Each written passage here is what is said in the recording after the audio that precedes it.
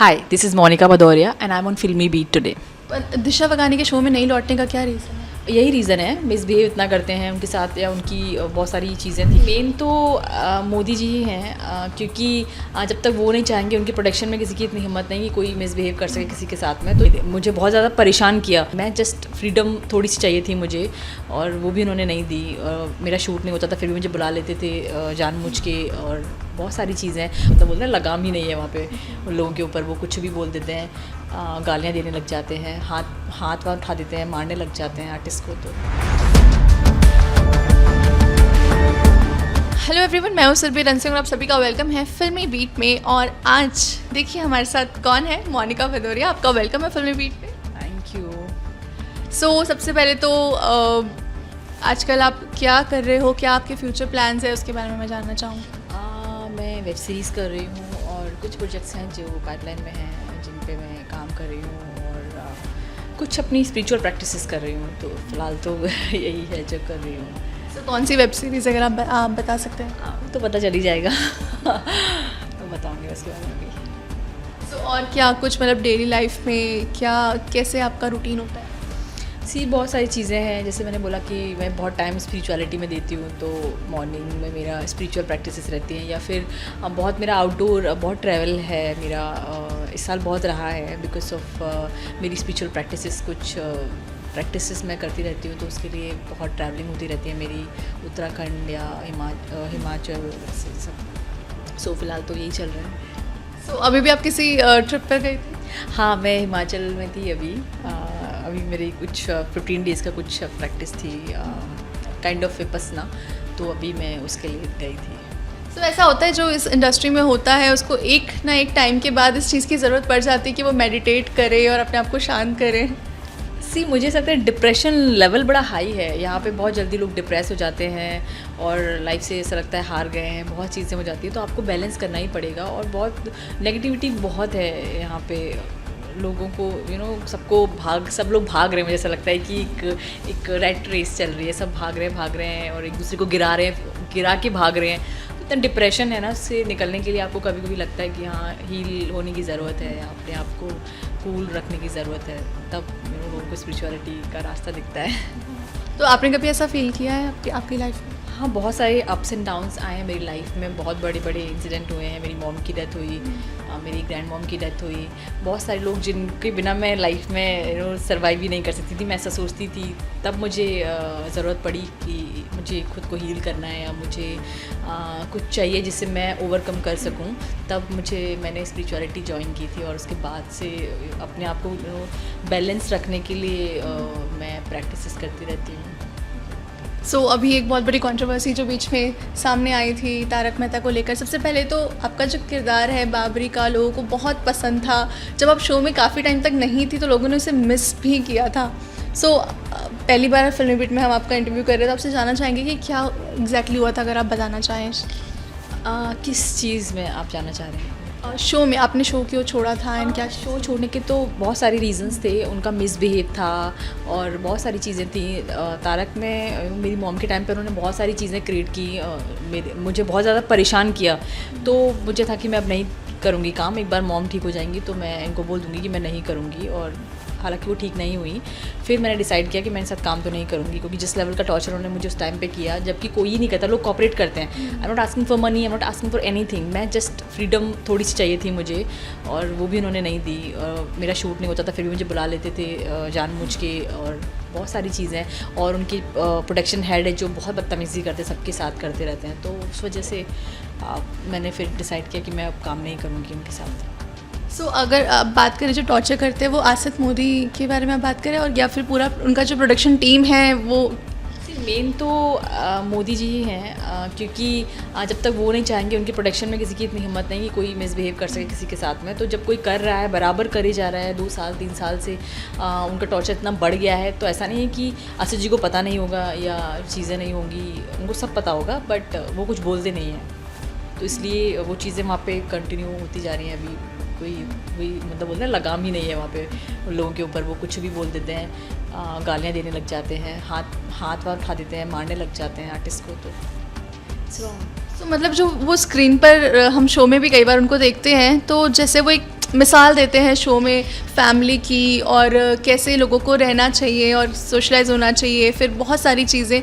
लेकिन जब आप पीछे की बात बता रही, वो आर्टिस्ट पर हाथ उठाते हैं, आर्टिस्ट को गाली देते हैं। हाँ, उनके जो प्रोडक्शन हेड है सोहेल रवानी, वो ऐसे ही करते हैं, वो किसी भी आर्टिस्ट पे हाथ उठा देते हैं या गाली देने लग जाते हैं, तो ऐसा बहुत करते हैं। तो बहुत चीज़ें मैंने ऐसी वहाँ देखी है जो किसी प्रोडक्शन हाउस में नहीं होती हैं। और दिखाने की बात रही तो वो तो अभी भी एपिसोड्स में दिखा ही रहे हैं कि हम कितने जन हैं, हम्बल हैं, और मैं अपनी टीम को लेके चलता हूँ, या ऐसी सब चीज़ें कर रहे हैं। बट उस टीम में 4 लोग ही उनकी टीम के, बाकी सारे जूनियर्स हैं। I have seen that video, तो मुझे लगा कि ये क्या, कितना फेक दिखाओगे आप। हमको तो पता ही है ना कि 4-5 लोग की टीम के, बाकी सारे जूनियर्स को उन्होंने के साथ वो वीडियो रिकॉर्ड करके उन्होंने इंस्टा पे आई थिंक टेलीकास्ट किया है एक एपिसोड में 15 ईयर्स जो उनके कंप्लीट हुए हैं। तो सब कुछ फेक है उनका। उनकी जो रियल जो कोई वीडियो या कोई रिकॉर्डिंग कभी सुनेंगे तो किसी को पता चलेगा वो किस तरीके से बात करते हैं। ये तो ऑन कैमरा कुछ भी बोलेंगे, अभी वो उनको भी अपनी इमेज ठीक करनी है। और ये चीज़ और आपने भी बोली है, जेनिफर ने भी बोली है, रीटा रिपोर्टर का जो किरदार निभाती थी उन्होंने भी बोली है, प्लस जो दिशा वकानी है जो दया बहन का कैरेक्टर प्ले करती थी, वो काफ़ी सालों से शो में नहीं है। बस ये कहा जाता है कि वो आएंगी। तो ये सारी सब लोगों की जो शैलेश लोढ़ा सर वो भी नहीं है शो में, और उनकी भी कुछ कंट्रोवर्सी हुई थी। तो ये सब कुछ की जड़ें यही है। हाँ, ये प्रॉब्लम उनकी है क्योंकि वो लोगों के पैसे नहीं देते हैं और मिसबिहेव बहुत करते हैं। पैसे तो चलो ठीक है, जब बहुत साल से काम कर रहे हो तो एक बार आप एडजस्ट कर लोगे, चलो जाने दो, लेट इट गो। बट आप सेल्फ रिस्पेक्ट के साथ में कॉम्प्रोमाइज़ नहीं कर सकते हो। वहाँ पे क्या होता है ना, जब सोहेल बदतमीज़ी करता है या गालियाँ देता है तो आप कंप्लेन भी करोगे तो वो सुनते नहीं हैं, तो फिर क्या ही फ़ायदा है ऐसे काम करके। तो लोगों को छोड़ना ही ज़्यादा बेहतर लगता है। इसलिए भी शैलेश जी या सोडी हों जो पुराने वाले हों, या रोशन जी जो अभी जिन्होंने रिसेंटली अभी छोड़ा, या प्रिया आहूजा या मालव राजदा जो डायरेक्टर हैं शो के, इतने सारे लोगों को छोड़ने का यही रीज़न है क्योंकि लोग नहीं काम करना चाहते वहाँ पे। जिसको लगता है कि सेल्फ रिस्पेक्ट बहुत इंपॉर्टेंट है वो नहीं करना चाहते, जिनको लगता है कि मनी इज़ इंपॉर्टेंट देन वो लोग कर रहे हैं काम। और दिशा वकानी के शो में नहीं लौटने का क्या रीज़न है? यही रीज़न है, मिसबिहेव इतना करते हैं उनके साथ, या उनकी बहुत सारी चीज़ें थी जो उनके साथ भी हुआ है ये। उनके साथ वो तो मुझे नहीं पता है उनका, बट हाँ मिसबिहेव तो कॉमन रीज़न है सबका ही छोड़ने का, जितने लोगों ने छोड़ा है। बाकी सबके और भी रीज़न्स हो सकते हैं क्योंकि वहाँ बहुत सारी चीज़ें हैं, तो और भी रीज़न हो सकते हैं, और हो सकता है उनका कुछ और हो, बट ये तो है ही कि मिसबिहेव जो करते हैं। तो आपने जो कहा कि हाथ भी आर्टिस्ट पे उठाया, आपने कभी आपके सामने देखा या सुना कि किस आर्टिस्ट पे ऐसा उन्होंने ऐसा किया? देखा था एक आर्टिस्ट के ऊपर, लेकिन मैं नाम नहीं लूँगी। वो थोड़ा लेट हो गए थे सेट पे आने में, तो सोहेल को गुस्सा आ गया, झगड़ा हुआ, तो सोहेल ने उनके ऊपर हाथ उठा दिया। फिर मतलब झगड़ा बढ़ गया, फिर बीच में लोगों ने पैसिफाई किया, चीज़ें ठीक की। तो हाँ, वो आर्टिस्ट भी शो में है और सोहेल जी भी शो में है।